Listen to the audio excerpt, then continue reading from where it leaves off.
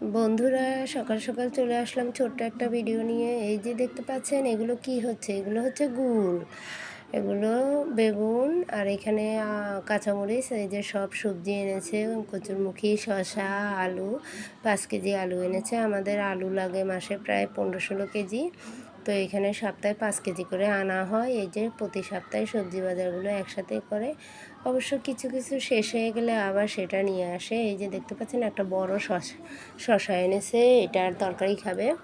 আর এই যে দেখতে পাচ্ছেন আমড়া, পেঁয়াজ।